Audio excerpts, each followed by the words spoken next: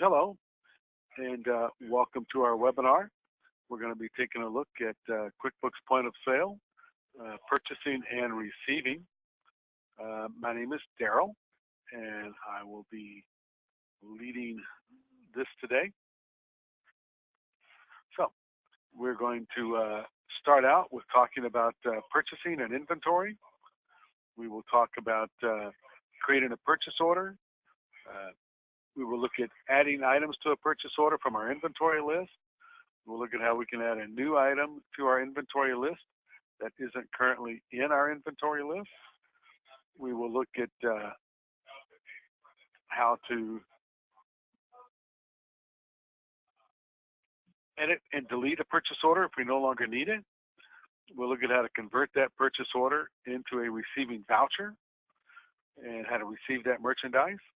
We'll also take a look at how we can receive merchandise without using a purchase order.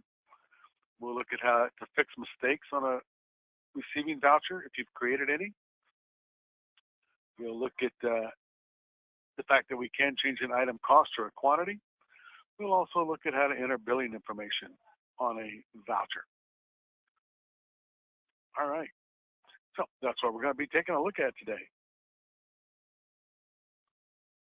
So, anybody have any questions before we get started?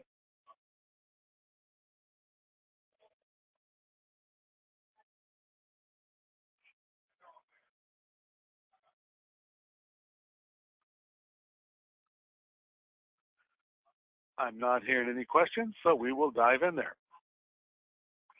So the first thing is making sure that you have some inventory. So we indeed do have an inventory list of merchandise. We're going to look at ordering some stuff. We're going to look at how we can modify and adjust our purchase order as well. So to start a purchase order, we're going to go to purchase orders. On our navigator, we could also go up to purchasing on our menu bar, and we could choose to create a new purchase order or go to our purchase order list to receive stuff from a purchase order that we already have. So I'm going to select purchase order. That will allow me to create a brand new purchase order. When creating the purchase order, you will notice that there are two red asterisks, one beside purchase order number and one beside vendor. So we need to add that information in order to get started with things. So I'm going to pick my vendor, and I can scroll through my list and find the vendor that I want.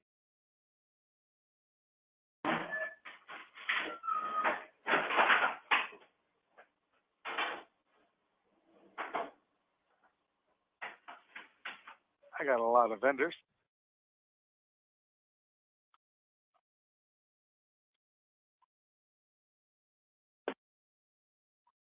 So I find the correct vendor, and I have my purchase orders set up so that they show me my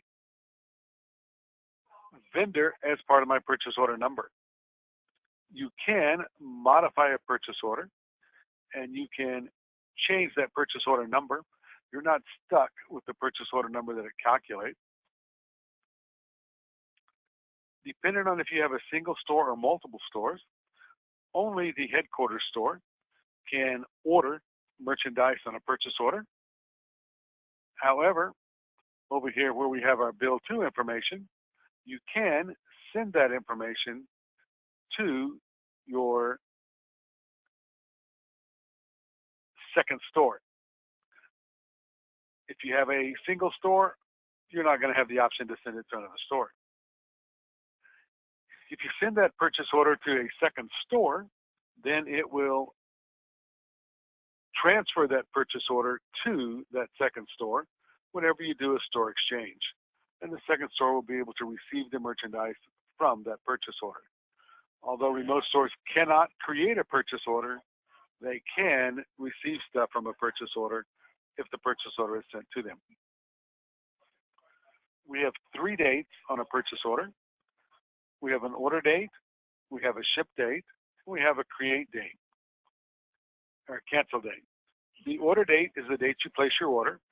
The ship date is the date you expect the vendor to ship the merchandise to you. And a cancel date is the date that you no longer want this merchandise if it has not been received previously. And depending on your arrangements with your vendor, whenever you go to receive that voucher, if it has reached its cancel date, you'll get a pop-up that says the voucher is at or the purchase order is at or beyond its cancel date, and you will have the option to receive it or cancel it and not receive it and send that merchandise back to the vendor. All right, so I have my date set. I'm going to select my merchandise. I have a couple of 3 choices. One, I can click into the Edit Items field, and I can type in an item number. I can scan a barcode. I can type in an item description. All valid ways to add merchandise to my purchase order. I can also come over here to the Open Items button. I can select the Open Items button. That will drop down a list of my items, and I can also search for the items here. Or I can choose to go to my item list. In my item list, I can see a list of all my items. If I sort my item list by my vendor, I can then scroll through the item list till I find the vendor that I'm ordering for, and I can then choose the merchandise from the list of inventory I already have from that vendor. So we go down here and find the vendor. We find Toysmith, and we can see that I have a list of my merchandise. I have a column called .quantity. The .quantity column allows me to add the number of those items I want to add. I can see over here how many items I currently have on hand. I can see how many items I currently have on order. And I can decide which items I may need more of. And I can scroll through my list and see what it is that I want to order more of.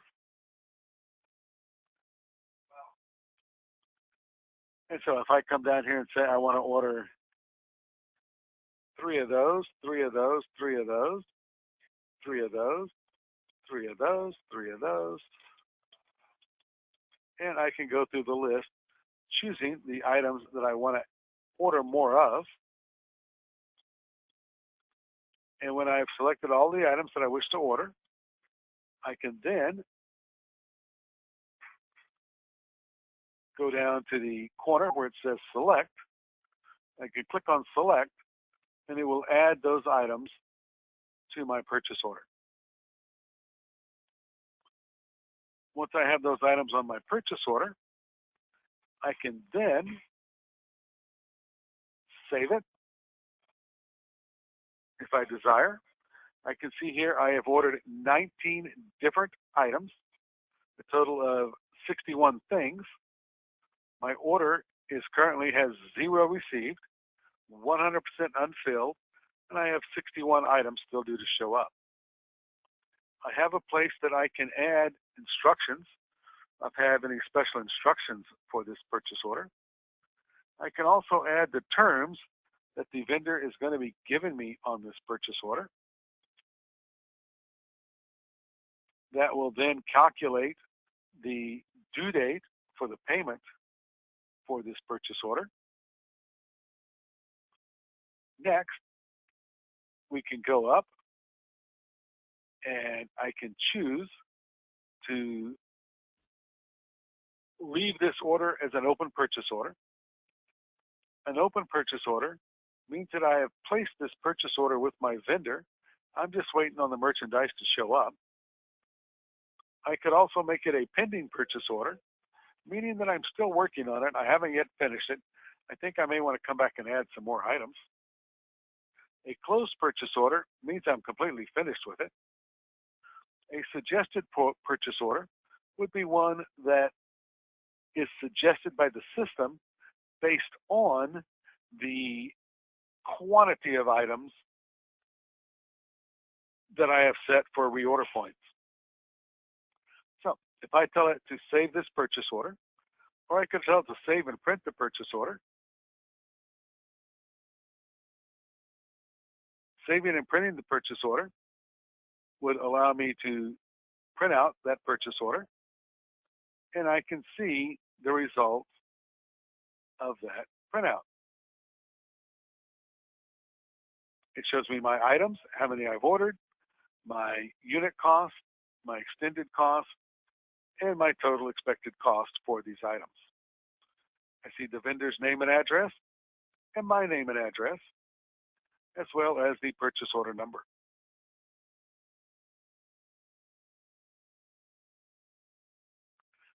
All right. Next thing we have going is we have the ability to do a purchase order based on suggested quantities due to any reorder points we may have added in our item list. Point of sale gives you the ability to add reorder points to your items in your inventory list.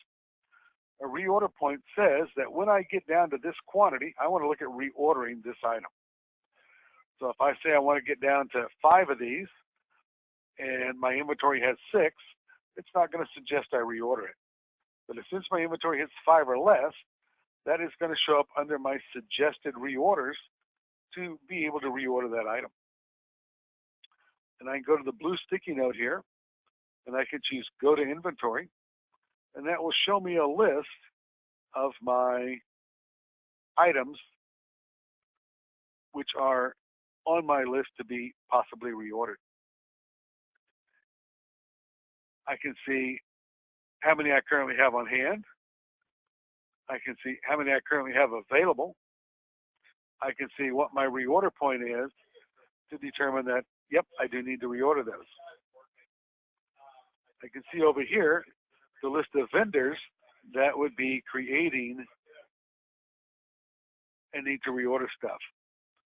So if I tell it I want to suggest a purchase order, I go down here to Suggest PO. I can then choose which vendor, or which do I want to order for the company or a particular store, and which vendor's order do I want to fill. I'm going to choose the accoutrements here, and I'm going to say OK. It shows me the items, and I can tell it how many I want to order. There are also a couple of other options. If I cancel that one, I can also tell it that I want to order that, and I can suggest the purchase order. And not only can I just say, bring up the blank one, which I just did a moment ago, I'll figure out how many I want. I can also tell it to bring my reorder quantities, or my order quantities, back up to my reorder point plus X number. That one's kind of odd because generally the different things you're ordering have different reorder points, and you don't necessarily want to have 5 more than your reorder point. In this case, I only have 1 item that's on here, so I could use that because I'm just having to pick the quantities for that 1 item. And I could say I want to bring it up to back up to that reorder point plus another 25. I said 25. Pay attention to me, fingers. I could also, which is really cool, when you have enough information in your system, you can tell it you want to order enough stock to last you for the next X number of days based on what you've sold in the last X number of days. So the amount of time you want the stock to last for is going to depend on how often you plan to reorder from that vendor. The amount of time you're basing the sales on for what you're going to reorder can be the same time period or it can be a longer time period. I could say I want the time period to be 30 days, but I want my sales time period to be the last 60 days or 90 days or 120 days. Whatever time period I want to look at, point of sale will then multiply, or first of all, divide the number that I've sold by the number of days I told it to look at. It will then multiply that number by the number of days I said I want to keep stock for and suggest a quantity that I need to order. So I'm going to say OK, and I get that one with a reorder quantity of 25 or of 41 to bring me back up to this suggested quantity that I wanted to get to, because I said 25 more and I have 9 currently. That would bring me back up to a total of 50. All right, so I can create that purchase order.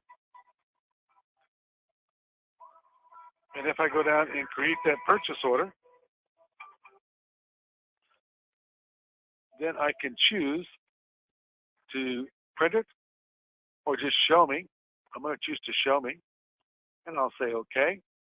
Then it shows me that purchase order. And so I can see my active purchase order.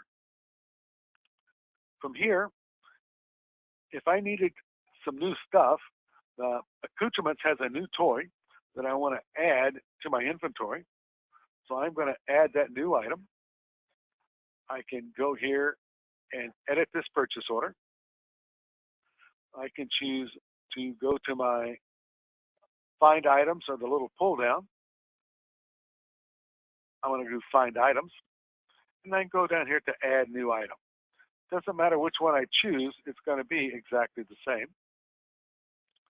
So I go to find items, and it brings up my new item screen.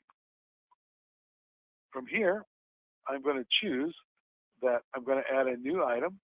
It is going to be in my novelty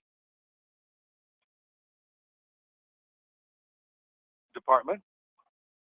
The item name is going to be a dashboard monster bobblehead.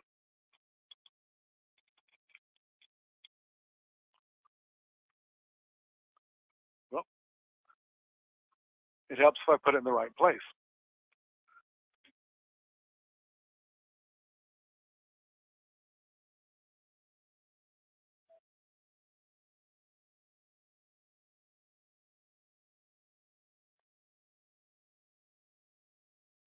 I hate it when that happens.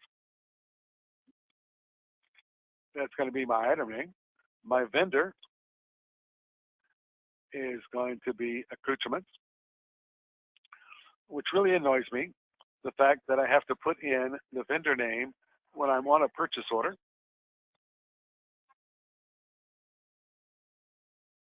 Hang on one second.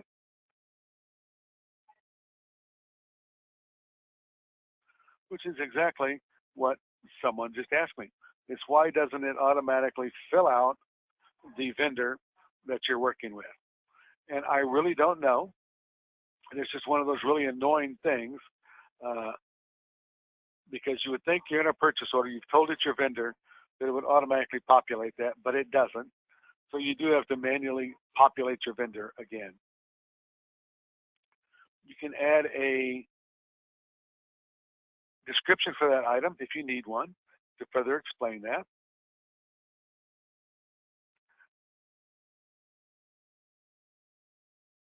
And I can add attributes. If the item comes in more than one size or color, I could add those attributes. I have an item number, I have a UPC, I have an ALU.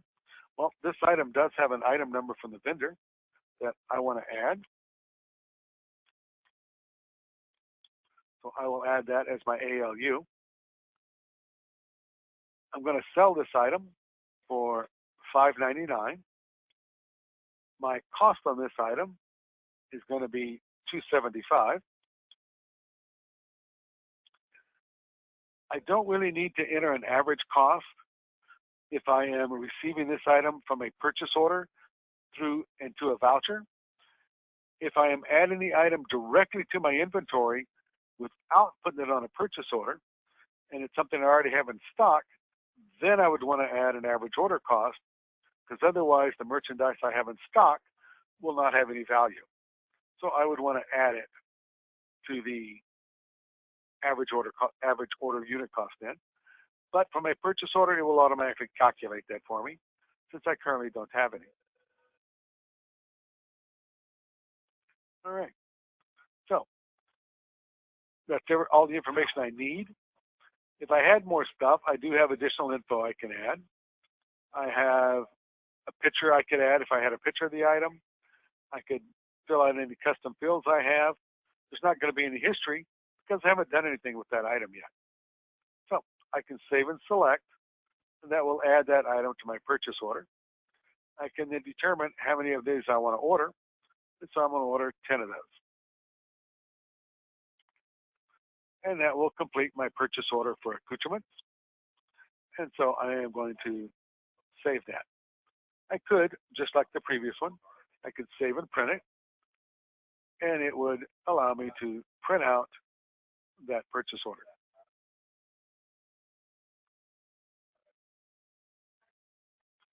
So you can see that you can add a new item to a purchase order whenever you need to. You can also choose an active purchase order by going down here to the purchase order list. You can locate your purchase orders and you can modify them. Now, one thing you may have noticed is that that purchase order is currently a suggested purchase order.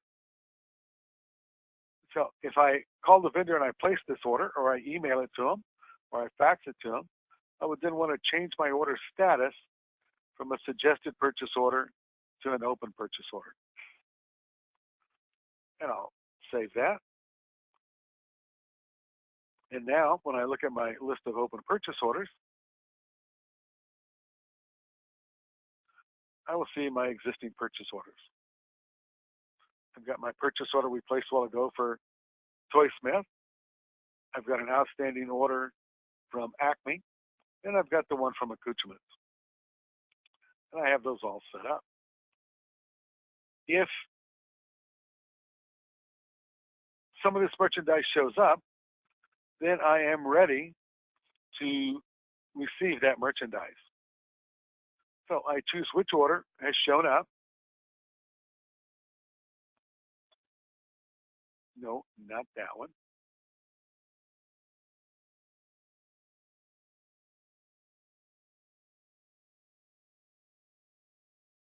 I want that one. So this order from Toy Smith shows up. I want to receive that. I have a button up here which is Receive Items. I can receive it from there. I could go over here to Receiving Vouchers.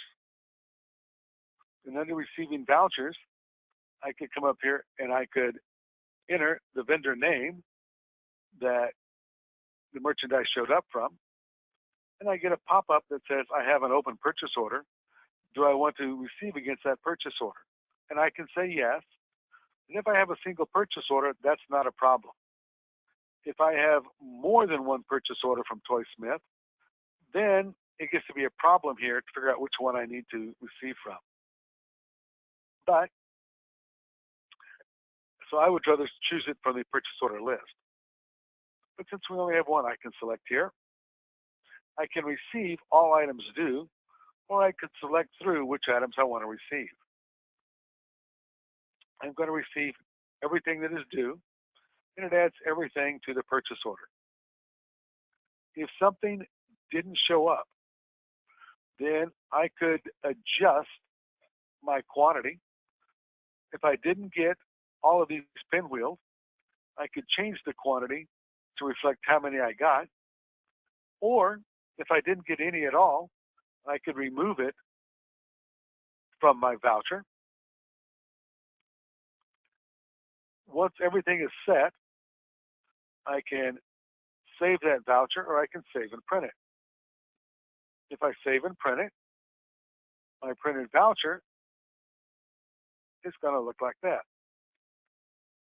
similar to the purchase order we had earlier. I've now saved that. Once I save that, that merchandise is added to my counts in my inventory.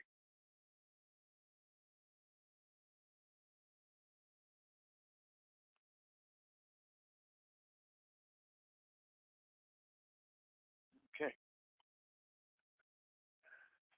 Next thing I want to do is, you'll notice I still have 3 open purchase orders over here. That is because I did not receive everything on that Toy Smith order. I still have those pinwheels due to come in. Therefore, the purchase order still exists, and it's a purchase order showing my back orders now.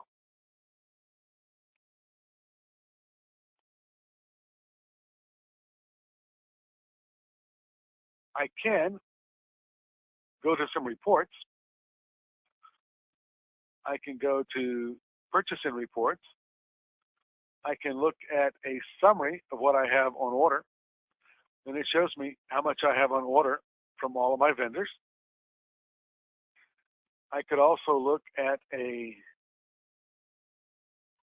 detailed on order report, which shows me the details of what I have on order from each vendor. I've also got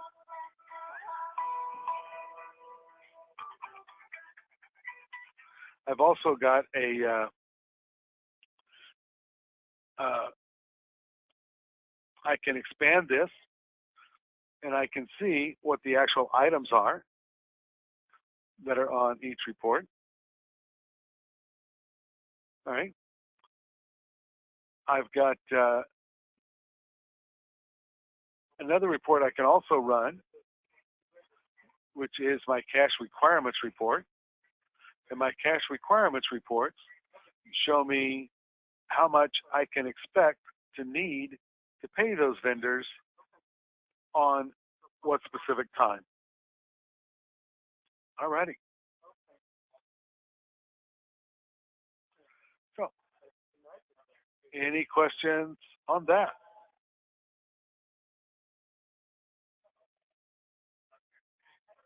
No? All right. So, next thing is, when you receive a voucher, it goes to receiving history. In receiving history, you can select that voucher. I can double click on it, and I can see what is on that voucher. I can also, when I get the invoice from the vendor, I can go over here to billing info. I can add the invoice number to that voucher. I can add the billing date for that voucher.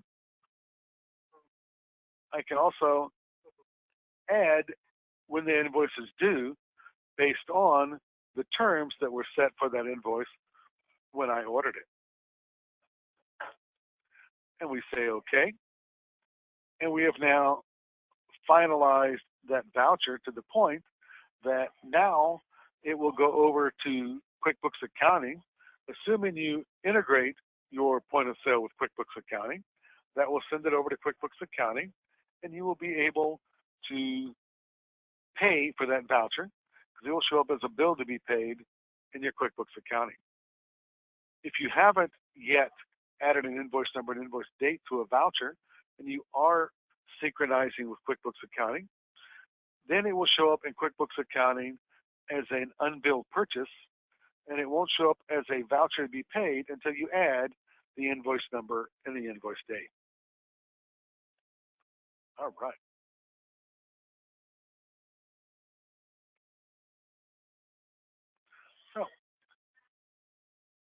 Any questions on that? No? All right. So we've looked at purchasing. We've looked at creating a purchase order using our existing inventory list, adding a new item to inventory. We looked at editing a purchase order. We can also delete a purchase order if we no longer need it. We'll see how to do that here in just a moment. We looked at how to create a receiving voucher from an existing purchase order. We haven't done that without a purchase order. We'll do that. And we'll look at fixing mistakes. All right, so if we go back over here to our vouchers, we can go to receiving history and we can create a new purchase order by simply entering the vendor that we want to create a purchase order for. And so if I wanted to create a purchase order for accoutrements, it's going to tell me that I have one that already exists, and I could select that purchase order, and I could add that merchandise to this voucher. But I decided I received some more stuff from accoutrements that I also need to add to this purchase order. Hang on just one second.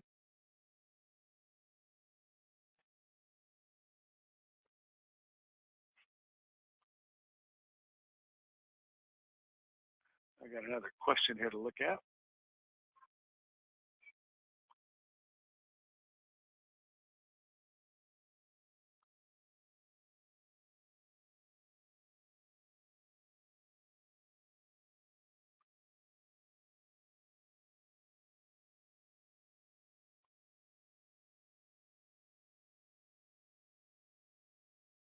Okay, and the question I got was, what about those pinwheels that we did not receive? What would we do to receive those if they showed up later? And we'll look at that here in just a moment. So if I wanted to add something else from accoutrements to this one, I can do that. I can go down here and I can click in here. I can go up here to the top. I can select an item from the item list. I can type in a description. I can enter an item number. I can also go to the item list, which will bring up my list of merchandise, kind of like what we looked at before when we were in the voucher. And I can see the different stuff that I carry from accoutrements. Now you will notice though that there is no column that says order quantity. If I wanted to order one of these, to do that, I could select it and I could click on the blue plus. That will add it to my voucher. I could select the other one and I could add that. And I could select another one and I could add that one and I could add that one. I can put those on the voucher and it will add those items to my voucher. I can then come over here and I can adjust the quantity, or, whoop, I already had that one on here. I don't need that one. I can remove that item. I can change the quantity of how many of these I'm getting. I want to get 3 of those. I want to get 4 of those. And I want to get 4 of those. And so I've adjusted the quantities. And so I can add stuff directly to a receiving voucher that I wish to order. If I do not have the invoice from the vendor right now, I simply save it. And I can then later come over and go to my receiving history. I can locate that particular voucher when I get the invoice. I can come over to add billing information, and I can add that invoice number when I receive it. I can add the date that they billed me. It will calculate my due date for me. I can save that. I can also come over here and I can add discount fees and freight. If they charge me $15 freight, I can add that, and it will adjust my total quantity due to $15. You may have noticed when I was in there, there was also a little checkbox that says spread the information. That allows you to spread your freight or your discounts or your fees across the cost of the items in your voucher. It will adjust your voucher cost of the individual items if you do that.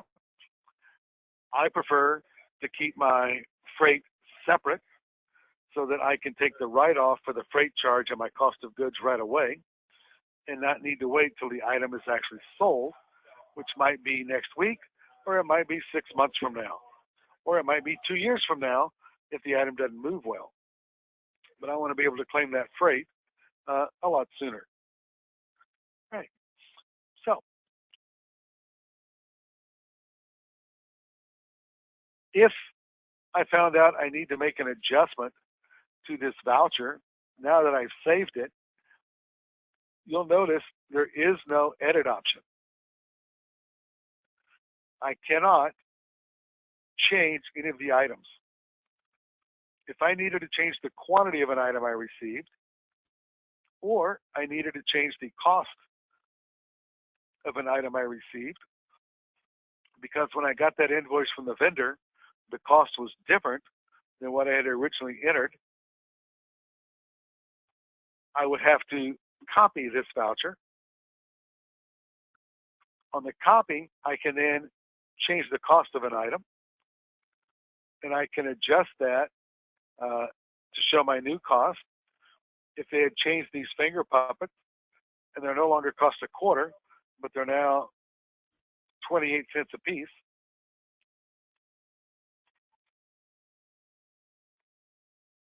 I can change them on the copy. That will adjust my total cost. I can save that voucher. This tells me that the cost has changed on one or more items from the cost that is in my inventory history, and asks me if I want to review that before I save it, or if I want to save it. I don't need to review it. I'm just going to save it. And so that saves those changes. However, now I have 2 of those vouchers in my receiving history. I've got my new one, and I've got my original one. So I need to get rid of the original one because I don't want to receive twice the amount of inventory. So I would select the original one and I would reverse it. That will then reverse that. It will take that extra set of inventory out of my inventory, and it will also send over a credit memo for that because I had already entered the invoice numbers and invoice dates on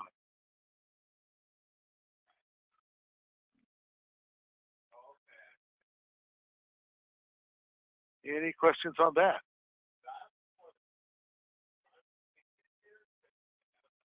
No? All right. Now, the question that Nikki asked a while ago was, what if those pinwheels show up that we back ordered before? So those pinwheels that we back ordered are still over here in our purchase order list.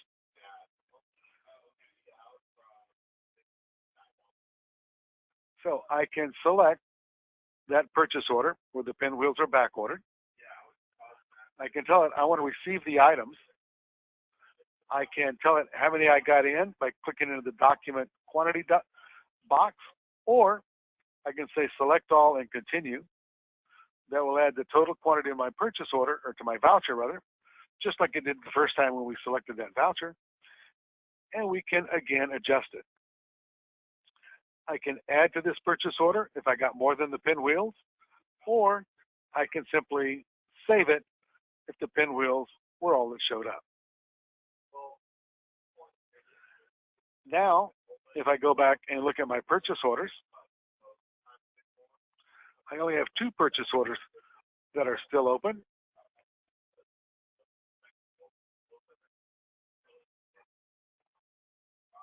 Because the other one has now been cleared up.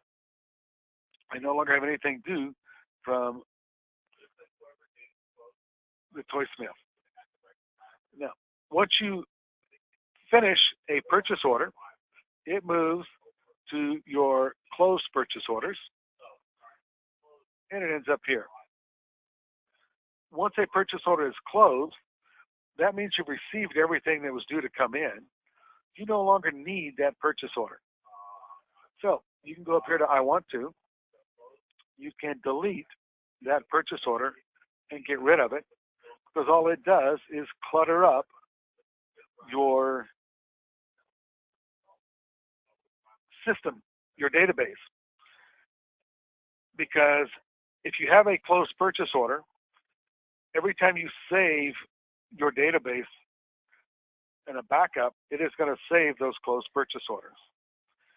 And over time, you can collect a lot of saved or closed purchase orders, and they can take up a lot of space in your database and waste a lot of space. And also, the more of them you've got hanging out there, they're going to begin to slow down your system. So you want to clean up those closed purchase orders. And that's called, we call that keeping a clean purchase order list. Now, if one of these open purchase orders that I have here, if I no longer need this one, I can also get rid of that one. I can go up here to I want to, and I can delete an open purchase order. Point of sale doesn't care. Purchase orders are planning documents, and if you aren't planning to receive that anymore, you can delete that purchase order. You can also delete one of those open purchase orders, because if you have anything that's back ordered, and after a time period, you realize that you are not going to get that merchandise, there's no need to keep it, and you can delete those purchase orders that had back ordered items on it if you're no longer going to receive those items.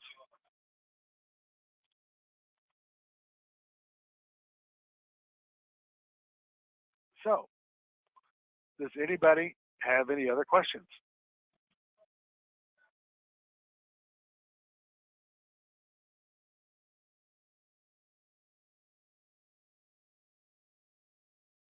I'm not seeing any.